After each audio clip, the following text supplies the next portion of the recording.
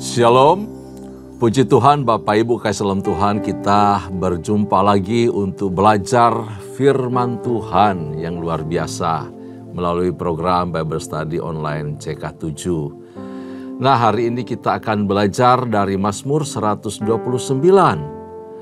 tentang bagaimana terluput dari kesesakan, keadaan yang sulit, keadaan yang berat, namun Allah meluputkan orang-orang yang dikasihinya. Mazmur ini menyatakan bahwa Israel sudah begitu sering dianiaya. Dari masa muda Israel sampai mereka melewati proses yang panjang, kesesakan selalu mereka alami. Namun di Mazmur pasal 129 ini tidak diungkapkan oleh pemazmur alasan mengapa mereka sering dianiaya. Dan satu hal harus diakui, bahwa sesungguhnya tangan Tuhan selalu menolong. Tangan Tuhan selalu meluputkan umat Israel. Tangan Tuhan selalu meluputkan orang percaya. Mereka yang diancam, mereka yang teraniaya oleh musuh-musuh. Bahkan saya mengucap syukur, atau kita sama-sama bersyukur, bahwa sampai saat ini banyak masalah, banyak tantangan, banyak pergumulan dialami oleh orang percaya. Namun Tuhan tetap setia dan menolong kita semua. Karenanya itu sebelum kita belajar lebih lanjut dari Mazmur 129 ini, saya ajak kita semua hampiri Tuhan. Kita mengucap syukur. Kita mau sembah Dia sebab Dia Allah yang setia. Allah tak pernah meninggalkan orang percaya. Haleluya. Terima kasih Tuhan, Engkau bersyukur ya Tuhan.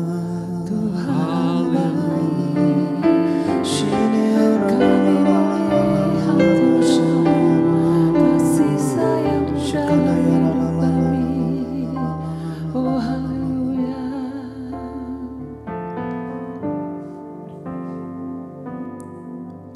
Bila ku melihat apa yang Kau buat di dalam hidupku ini, hanya air mata, tanda sukacita mengalir di hidupku. Ku bersyukur, ku bersyukur atas kebaikan-Mu, Yesus. Ku bersyukur, ku bersyukur atas kasih setia-Mu.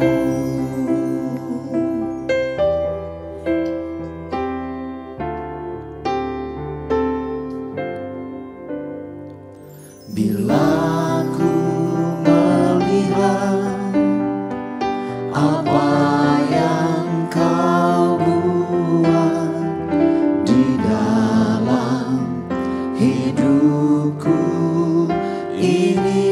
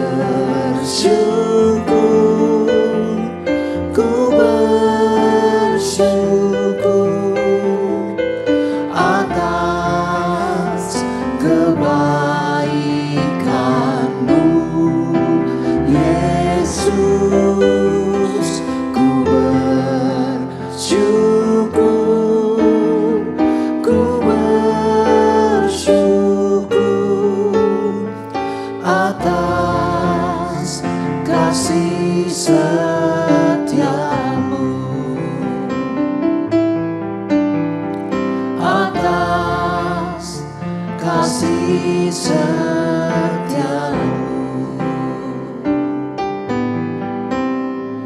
atas kasih setiamu.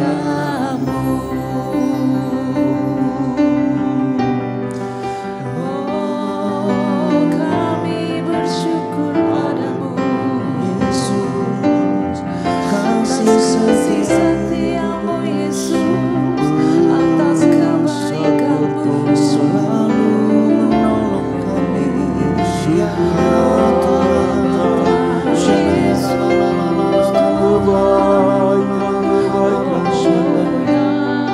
yang kami alami setiap waktu. Yesus. Musim akan selalu berganti, kasih Tuhan tetap abadi, tak akan berubah sampai selamanya.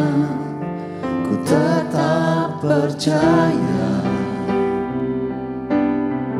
ku yakin Tuhan memberkati, ku yakin Tuhan melindungi. Burung di udara Tuhan pelihara karena kasih-Nya.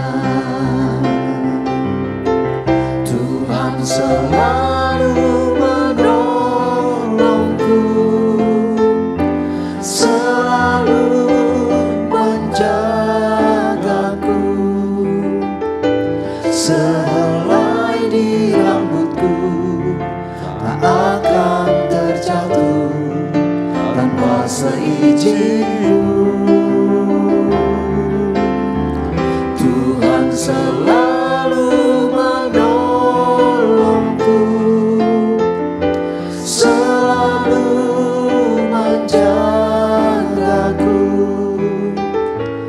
Ia mengenyangkanku dan peliharaku seumur hidupku. Tuhan selalu menolongku, selalu menjagaku,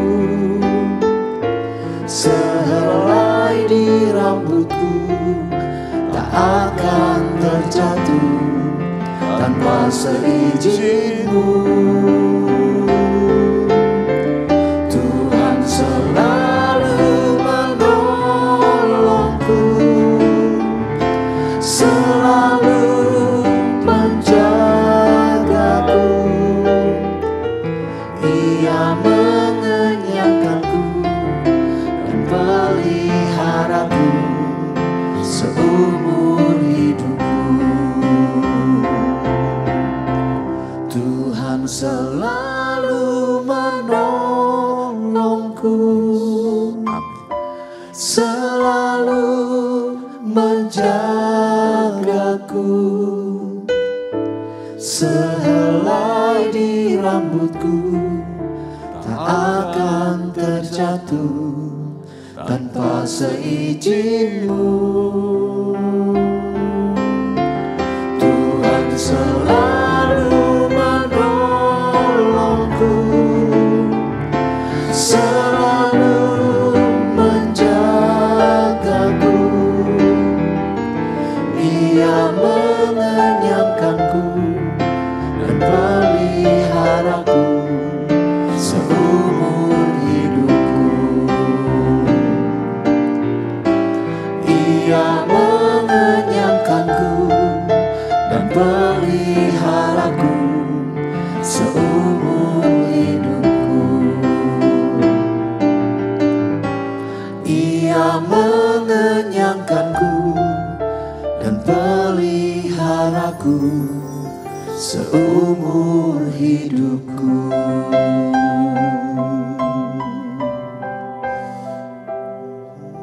Kami bersyukur ya Tuhan, Kami punya Tuhan yang setia.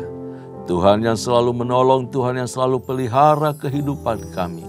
Hari lepas hari, kami lihat perbuatan tangan-Mu yang terlalu ajaib bagi seluruh keberadaan kami, bagi seluruh kehidupan kami umat-Mu.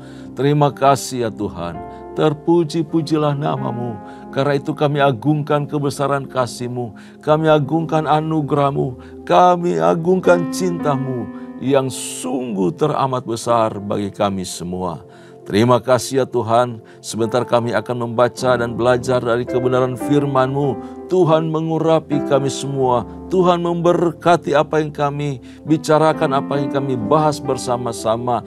Kiranya melalui Mazmur 129 hari ini untuk kami renungkan dan pelajari bersama-sama. Kami mendapat berkat, kami mendapat kekuatan iman dan pengharapan di dalam Engkau. Demi nama Yesus Allah yang hidup, kami bersyukur, kami berdoa. Haleluya. Amin. Amin. Puji Tuhan. Bapak Ibu, mari buka Alkitab kita bersama-sama di dalam Mazmur pasalnya yang ke-129. Mazmur 129. Ya, mengenai terluput dari kesesakan. Sudah menemukan semua Mazmur 129. Terluput dari kesesakan atau harapan akan kelepasan dari kesesakan itu sendiri. Saya akan pandu kita membaca pasal ini dari ayat pertama sampai ayatnya yang ketiga terlebih dahulu ya. Demikian firman Tuhan, nyanyian ziarah. Sudah cukup mereka menyesakkan aku sejak masa mudaku. Hendaklah Israel berkata demikian. Sudah cukup mereka menyesakkan aku sejak masa mudaku, tetapi mereka tidak dapat mengalahkan aku. Punggungku dilukai para pembajak. Mereka memanjangkan alur bajak mereka. Nah, dari 3 ayat awal Mazmur 129 ini, ayat 1 sampai ayat yang ketiga mengungkapkan fakta dari kehidupan umat perjanjian atau umat Allah, yaitu umat Israel, yang sering dikatakan di sini mengalami kesesakan sejak dari masa muda. Israel sudah mengalami banyak kesesakan. Nah, kesesakan ini kalau kita perhatikan latar belakang hidup mereka, Tuhan izinkan ya dari mempersiapkan satu bangsa yang besar. Janji telah disampaikan kepada Abraham. Bagaimana kondisi keturunannya, bahwa mereka akan berada di Mesir, tinggal di negeri Mesir, dipersiapkan oleh Allah di sana, tetapi mereka mengalami kesesakan begitu rupa. Ini cara Allah untuk supaya umat itu menyadari siapa mereka, dan kemudian Allah akan memperkenalkan diri kepada mereka siapa Tuhan, siapa Allah. Sehingga umat itu bisa membedakan Allah yang hidup yang mereka miliki dengan Allah pujaan bangsa-bangsa di sekitar mereka, termasuk bangsa Mesir. Lalu Allah melepaskan mereka keluar dari Mesir, melewati yang namanya padang gurun, tapi disertai oleh mujizat yang luar biasa karena tangan perkasa Allah menyertai dan menuntun mereka. Tuhan tak pernah meninggalkan mereka. Tuhan tak pernah melepaskan mereka. Bahkan Tuhan tidak pernah menyerahkan mereka di tangan musuh. Ya, ini pertolongan dan penyertaan Tuhan dalam kehidupan orang Israel. Sejak mereka masih muda, keluar dari Mesir, bangsa itu dituntun disertai oleh Tuhan. Nah, sudah mengalami penindasan dari Mesir, tetapi ketika mereka menduduki negeri Kanaan, mendiami negeri itu, mereka lupa pertolongan Tuhan. Mereka lupa janji, mereka lupa sumpah antara mereka dengan Tuhan, atau tepatnya yang dibuat Allah dengan nenek moyang mereka dan juga terhadap umat yang baru tersebut. Sehingga berulang kali mereka jatuh dalam penindasan-penindasan, penghukuman-penghukuman. Tapi luar biasanya, sekalipun itu disebabkan karena dosa mereka sendiri, secara keseluruhan dalam hidup berbangsa, hidup sebagai umat Allah, Israel selalu ditolong oleh Tuhan. Tuhan itu setia. Dosa dan pelanggaran umat Israel itu tidak bisa melenyapkan, tidak bisa membuang kasih Allah, cinta Allah kepada mereka. Tidak membuat Allah berpaling dari kehidupan mereka. Tetapi setiap dosa, pelanggaran umat itu tentu dapat ganjaran, dapat hukuman. Ya, setiap pelanggaran, setiap dosa pasti ada akibatnya, bukan tidak. Karena itu berulang kali juga mereka teraniaya, berulang kali mereka ditindas, bahkan mereka dibuang ke negeri yang jauh, di Asyur maupun di Babel. Ke tangan musuh Allah menyerahkan mereka. Supaya apa? Mereka belajar bahwa oleh karena dosa dan pelanggaran itu membuat hidup mereka hancur, membuat hubungan dengan Allah juga rusak. Mereka tidak bisa menikmati janji-janji pemeliharaan, pemenuhan, keamanan, ketentraman sepenuhnya dari Tuhan oleh karena dosa dan pelanggaran mereka. Jadi umat itu ditolong oleh Tuhan semata-mata karena mereka adalah umat perjanjian. Allah itu ingat janjinya. Luar biasa. Allah itu pegang sumpahnya bahwa umat ini adalah milik kepunyaanku, biji mataku. Sehingga sampai sekarang pun di waktu-waktu lampau, beberapa bulan lalu Israel mengalami kesesakan ketika musuh-musuh berusaha menghancurkan mereka. Tuhan tetap menolong Israel. Kita telah menyaksikan bagaimana pergolakan terjadi di daerah Palestina. Tapi ingat, mereka adalah milik Tuhan. Israel adalah milik kepunyaan Allah. Dan pasti Tuhan akan menyertai dan menolong mereka. Betapa besar pun kesesakan itu, Tuhan pasti mengangkat mereka. Demikian juga kita orang percaya, umat perjanjian baru. Kita pasti mengalami hal yang sama. Tidak ada umat perjanjian baru atau kita semua orang percaya milik Kristus hidup atau berjalan seperti di sebuah taman penuh dengan kesejukan, warna-warni, bunga kita bisa nikmati, kita bisa lihat, kita bisa mencium aroma wangi sepanjang hari hidup kita. Tuhan tidak menjanjikan kondisi itu yang dialami oleh orang percaya. Malah Tuhan berjanji dan berkata bahwa orang percaya, orang benar, umatku adalah seperti domba di tengah-tengah serigala. Kita dikelilingi oleh ancaman, mara bahaya, maut, celaka sekalipun. Tetapi puji Tuhan, Dia selalu menyertai kita. Tuhan selalu melingkupi orang percaya dengan kuat kuasanya supaya kita betul-betul bergantung kepada Tuhan. Sejak dari dulu sampai sekarang orang percaya mengalami banyak kesesakan. Tetapi firman Tuhan katakan, memang pergumulan orang percaya itu banyak. Memang orang benar itu bisa jatuh tapi tidak bisa tergeletak. Orang benar tidak mungkin tergeletak, hancur berantakan. Orang benar selalu ditolong oleh Tuhan. Orang yang mengandalkan Tuhan pasti selalu dipulihkan dan diangkat oleh Tuhan. Itu janji firman Tuhan buat kita semua. Nah, di ayat yang ketiga tadi diberitahu, punggungku dilukai para pembajak. Mereka memanjangkan alur bajak mereka. Alat bajak ya, yang dikenakan atau yang dilakukan oleh orang fasik ditimpakan kepada orang benar. Seperti itu Bapak Islam Tuhan. Mereka benci dengan orang benar. Kejahatan berusaha mereka timpahkan kepada orang percaya. Musuh-musuh umat Allah mencabik-cabik umatnya. Mencabik-cabik persekutuan, persatuan, berusaha merusak iman. Sedemikian luar biasanya. Ya, ancaman yang dialami oleh orang Israel bukan soal keamanan jasmani saja.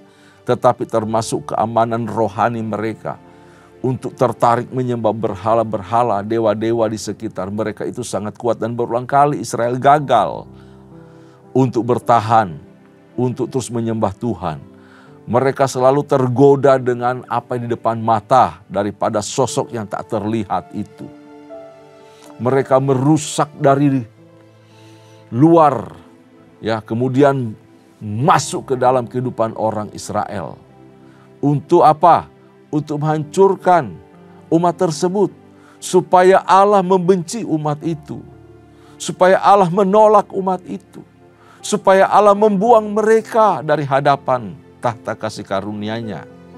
Wow, tetapi luar biasanya, Israel selalu ditolong oleh Tuhan.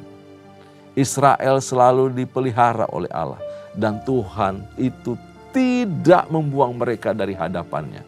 Tuhan tidak kemudian tidak mau kenal kepada orang Israel sebagai umatnya. Tuhan kemudian tidak menghapus, menarik sumpah atau janjinya terhadap umat itu, yang telah pernah Dia sampaikan kepada Abraham, Ishak, Yakub, dan seterusnya. Bapak Islam Tuhan, seberapapun luka-luka, bilur-bilur yang ditinggalkan oleh para musuh Israel ini dalam kehidupan bangsa dan negara mereka. Tetapi Bapak Islam Tuhan, luka itu menjadi satu bukti kejamnya dosa. Luka itu, bilur itu menjadi tanda betapa dosa itu sangat merusak, mencabik-cabik kehidupan umat Allah. Dan saya percaya kita menyadari akan hal itu juga. Dosa-dosa yang diperbuat oleh kuasa si jahat, kuasa si iblis. Sebab musuh kita sekarang ini bukan lagi manusia, darah dan daging. Rasul Paulus katakan musuh kita orang percaya adalah roh-roh penguasa-penguasa di udara. Kuasa si iblis yang merusak, merasuk, masuk dalam kehidupan orang-orang jahat yang dipakai oleh si iblis itu untuk berusaha menghancurkan kehidupan orang percaya. Dosa masuk, bahkan masuk dalam kehidupan kita. Setiap kita ketika membaca ayat ini, hendaklah tempatkan diri kita pada posisi si penulis. Posisi pribadi yang sebenarnya kita terancam oleh dosa dan pelaku dosa juga. Kita gampang terbujuk, gampang terhasut, dan jatuh ke dalam dosa berulang kali. Tapi melalui perihnya hidup, kesesakan, penderitaan, luka-luka diakibatkan oleh dosa, kita diingatkan bahwa dosa itu sangat kejam. Dosa itu sangat merusak. Dosa itu memisahkan kita dengan Allah. Sama seperti kondisi kehidupan orang Israel. Bukan saja oleh karena pengaruh luar mereka jatuh dalam dosa, tetapi oleh karena keinginan mereka sendiri juga, yang kemudian selalu berbuat dosa dan hidup senang dengan dosa. Ya, ini bangsa-bangsa kafir dalam konteks di ayat 3 sering sekali merusak kehidupan orang Israel. Mereka diejek, mereka diperlakukan dengan kejam, sampai dibuang ke Babel, Bapak Islam Tuhan. Di dalam Mika pasalnya yang ketiga ayat 12 dikatakan, oleh karena kamu maka Sion akan dibajak seperti ladang. Wah, itu kesulitan luar biasa. Oleh karena kamu maka Sion akan dibajak seperti ladang. Itu dosa, kesesakan. Oleh karena pengaruh dari luar merusak, membuat luka bangsa Israel, menghancurkan mereka, hubungan mereka dengan Tuhan retak, rusak, dan mereka jatuh dalam dosa berkali-kali dan mereka dibuang. Kita lanjutkan ayat 4 sampai ayat yang ke-8. Demikian firman Tuhan. Saya bacakan buat kita semua. Tetapi Tuhan itu adil. Ia memotong tali-tali orang fasik. Biarlah semua orang yang membenci Sion dipermalukan dan dipukul mundur. Biarlah mereka seperti rumput di atas sotoh yang menjadi layu sebelum dicabut, yang tidak digenggam tangan penyabit atau dihimpun oleh penuai, sehingga orang-orang yang lewat tidak akan berkata, berkat Tuhan atasmu. Kami memberkati kamu dalam nama Tuhan. Nah, ayat 4-8 ini menjelaskan suatu pembalasan pada semua musuh, semua orang yang membenci Sion, yang membenci umat Allah, juga membenci Yahweh, membenci Tuhan. Nah, dalam konteks ini Bapak Ibu kasih dalam Tuhan, Sion itu merujuk pada kebangsaan Israel dan pusatnya yaitu Bait Allah di Yerusalem. Jadi kalau orang membenci Sion, orang itu membenci status umat Allah, bangsa Israel, membenci pribadi Allah, membenci bait suci Allah di Yerusalem. Nggak suka dengan Tuhan. Intinya seperti itu. Nah, tetapi perhatikan bahwa Tuhan itu adalah Tuhan yang adil. Tuhan yang adil. Dalam membiarkan, nih keadilan Tuhan ditunjukkan begini. Tuhan itu adil membiarkan orang Israel menderita oleh karena dosa mereka. Oke ya, sekali lagi orang yang berdosa pasti menerima hukuman. Pasti kena ganjaran. Demikian juga orang yang hidup saleh, hidup benar, pasti juga menerima ganjaran yang benar, yang baik dari Tuhan. Namun, nih, tidak membiarkan menderita ya dan hancur oleh karena perlakuan orang-orang yang tidak percaya, tidak takut akan Tuhan tadi. Tuhan menghukum, Tuhan mendisiplinkan umatnya, tetapi Tuhan tidak membiarkan mereka dihancurkan, tidak membiarkan mereka dibinasakan. Begitu. Ya, Ia sendiri, Tuhan sendiri yang melukai. Tuhan sendiri yang mendisiplinkan umat itu. Tetapi Dia sendiri yang mengobati, membebati sampai umat itu sembuh. Ia adil kepada umat Tuhan, kepada orang-orang yang dikasihinya. Tapi juga adil kepada para penindas. Kepada orang-orang yang berlaku jahat, berlaku kasar, yang bertujuannya menghancurkan umat Tuhan. Tuhan itu membalas kejahatan para penindas dari umat-umat Tuhan. Bahkan Tuhan itu membinasakan mereka semua. Usaha jahat mereka menjadi sia-sia pada akibatnya. Ya, dikasih tahu tadi, disampaikan tadi bahwa mereka malu dan dipukul mundur.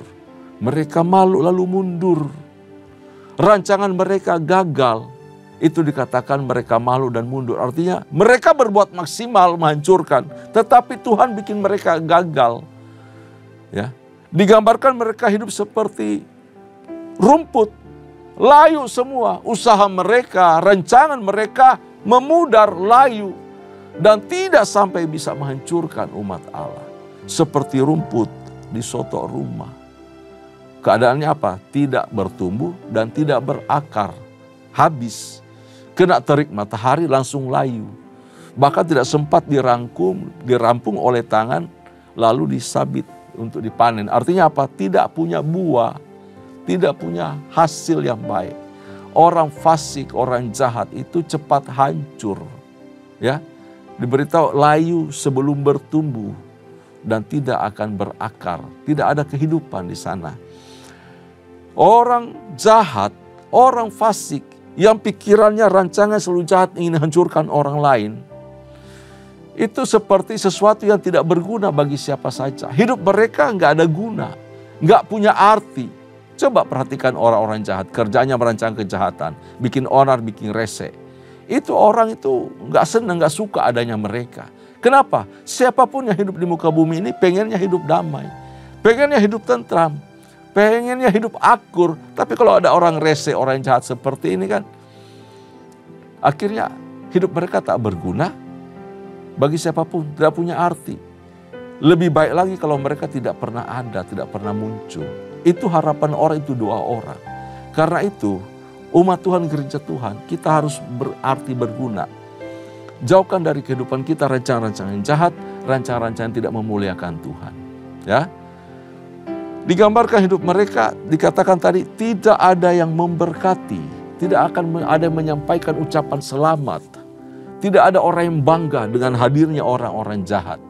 Para premanisme, pelaku-pelaku kejahatan seperti itu, cuma taunya membajak, cuma taunya merampas hak milik orang lain, cuma taunya ngancam, cuma taunya merongrong hidup orang lain, mau terima uang gampang. Dan lebih celaka punya rancangan jahat untuk hancurkan orang. Itu tidak ada kata selamat kepada mereka.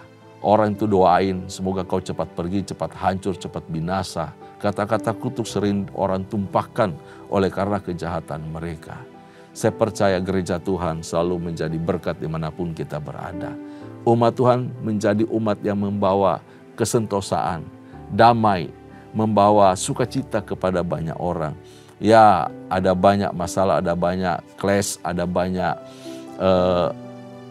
gesekan-gesekan terjadi. Tetapi selalu diakhiri dengan damai dan sukacita. Karena apa? Orang percaya selalu membawa damai dimanapun dia berada. Dan Tuhan menyertai, Tuhan menolong kita. Kembali ke ayat 4 sampai ayat yang ke-8 tadi. Bahwa Sion itu merujuk kebangsaan umat Tuhan. Ya, Sion merujuk kepada kebangsaan umat Tuhan. Barang siapa memberkati Sion, dia memberkati umat Allah dan menyenangkan hati Tuhan. Hasil akhir dari keadilan Tuhan itu membuat umat yang setia, yang bertahan dan dalam iman, yang terus bersandar kepada Allah Israel akan hidup diberkati. Diberkati oleh Tuhan. Sama seperti yang dialami oleh pemazmur Bapak Islam Tuhan dan bangsa Israel. Bahwa orang Kristen pun, orang percaya kepada Kristus pun, karena iman kepada Kristus maka kita terhisap sebagai keturunan Abraham. Ketika kita mengalami banyak kesesakan, banyak aniaya dari musuh-musuh iman kita, ya, kita jangan mengalami kehilangan iman sedetik pun. Tetap teguh, tetap percaya kepada Tuhan. Alami pertolongan Tuhan. Memang seolah-olah kita seperti orang kalah teraniaya. Tetapi pada akhirnya keadilan Allah akan juga turun atas kita dan atas para penganiaya iman itu. Akan tiba saatnya keadilannya akan dinyatakan. Dan hari penghakiman akan juga tiba. Bahwa setiap para pelaku kejahatan, para penindas, orang-orang yang menyengsarakan umat Allah akan dipermalukan. Mereka akan dipertontonkan bahkan dilempar kepada kebinasaan yang sangat dalam. Kita tidak mengharapkan hal itu terjadi. Sebab Tuhan mengharapkan dari kita. Bahkan orang fasik diminta untuk pertobatan mereka. Sebab Tuhan tidak mau seorang pun binasa. Tapi pada akhirnya respon masing-masing pribadi akan menentukan keselamatannya. Semua itu merupakan anugerah Allah. Karena itu setiap kita sebagai umat Allah yang telah diselamatkan, mari tetap berada di dalam karya keselamatan Kristus. Tuhan telah menyelamatkan kita. Sekalipun banyak aniaya di luar, ejekan, olokan, apapun juga bentuknya, baik dari orang dalam maupun dari luar, penolakan, segala perilaku tindakan yang ditimpahkan kepada kita, menambah beban kita jadi berat dan sengsara. Tetap percaya kepada Tuhan yang selalu adil memperhatikan hidup kita.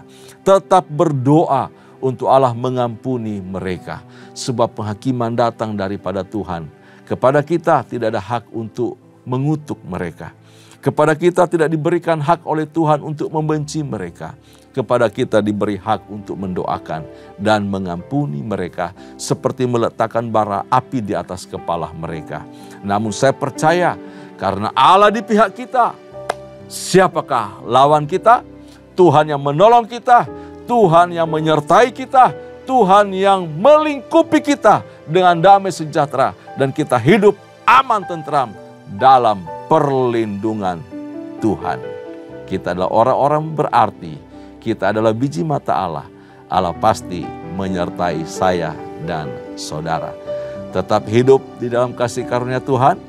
Serahkan hidup kepada Dia. Apapun yang terjadi dalam hidup kita, itu tanggung jawabnya Tuhan.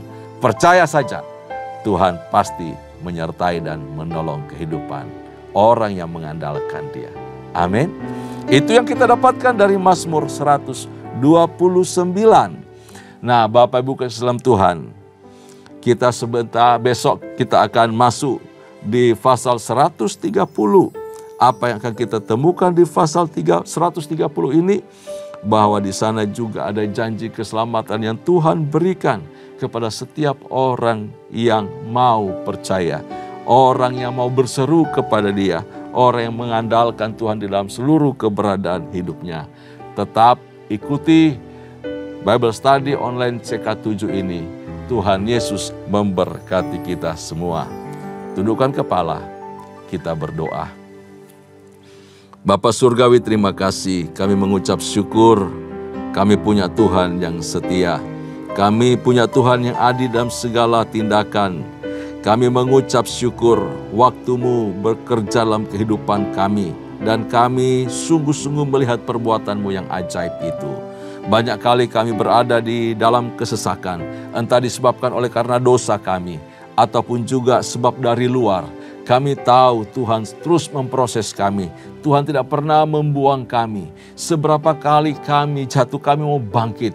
Sebab orang benar tidak akan pernah tergeletak. Tangan-Mu yang kuat dan gagah perkasa itu selalu menopang kehidupan kami.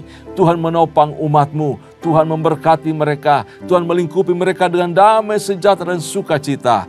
Terima kasih Bapa. Terpuji-pujilah nama-Mu.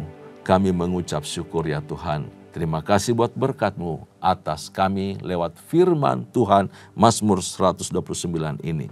Kekasih-kekasih Allah, arahkan hatimu di hadapan Tuhan dan terimalah berkat serta anugerah yang melimpah dari Allah Bapa. Kasih sayang di dalam Kristus Yesus Tuhan, serta persekutuan yang manis dengan Allah Roh Kudus menyertai kita mulai hari ini sampai parusia. Tuhan datang pada kali yang kedua, bahkan sampai selama-lamanya. Setiap kita yang percaya, sama-sama katakan, amin, amin. Shalom, Tuhan Yesus memberkati kita semua.